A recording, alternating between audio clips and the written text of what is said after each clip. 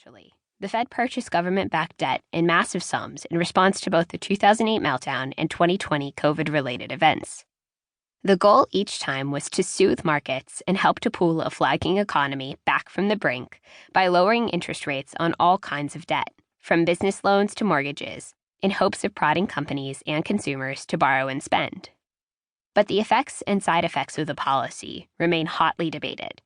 While fans of the post-2008 program have credited it with supporting an economy in need at a time when Congress was failing to pass legislation to jumpstart growth, critics have blamed bond buying, often called quantitative easing, or QE, for fueling excess on Wall Street and worsening wealth inequality. Even so, when 2020 threatened a repeat disaster, the Fed rolled out bond buying again on an even bigger, for a brief time, literally unbounded scale. The Fed under Jerome Powell was not just a powerful force in markets and society. It was limitless. The Fed's towering role in modern America has been enabled by its most special authority. It can create money from nothing. While that ability works through the banking system and has been constrained by strict rules since the central bank's founding, more than a century of necessity, invention, and evolution has brought us to a moment in which the Fed's limits are fuzzy and its capabilities vast. Now lawmakers, economists, and the public have begun to grapple with the potential consequences of the Fed's huge sway. Some of the questions are diagnostic. Have the Fed's bond purchases really widened the gap between the rich and the poor? Did the most recent round contribute to the post-2020 inflation? Others are fundamental. Is it healthy for our democracy to have a Fed this powerful? The Fed itself is grappling with its role. It has tried to become more transparent and publicly accountable as it has grown more important, and that openness has helped to pull it into society-wide conversations about fairness, equality, and opportunity. In the time that I have covered the Fed for Bloomberg and the New York Times, it has gone from insisting that social issues are not its domain to flying pride flags and shaping conversations about racial, gender, and geographic inequity with research and expert advice. Now, central bankers are hurtling toward a future in which they could play a more critical role in policing climate risk and digital transactions.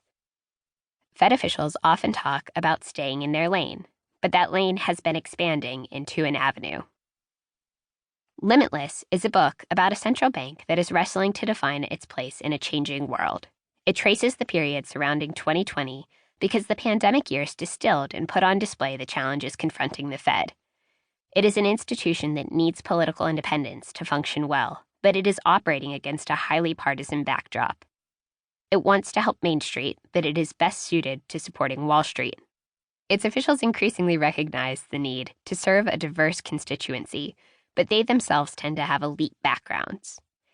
And while the Fed is constantly battling cutting-edge problems, its ability to anticipate them can be hampered by an at times myopic focus on avoiding past mistakes. At the time of this book's publishing, in early 2023, the Fed has spent months waging battle on what has been the fastest inflation since the early 1980s, slowing the economy and the job market in the process. From today's vantage point, what central bankers did and thought in the years around 2020 may seem almost quaint. Nevertheless, they laid the groundwork for this moment.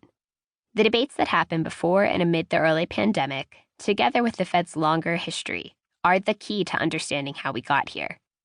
And while inflation has captured the attention of central bankers and the world, it is essential to revisit the Fed's broader response to 2020 before it fades from memory. The central bank's actions both underline weaknesses in our financial system and set out precedents that could shape the not-too-distant future. The chapters ahead jump around chronologically. They will start at an event in late 2019, which I will use to explain the economic context, both in terms of employment and inflation, that the Fed faced coming into the tumultuous period that started in 2020. They will then move to mid-March 2020, detailing one particularly important day in the Fed's coronavirus rescue to show just how high the stakes were as it scrambled to blunt the financial and economic impact of the pandemic.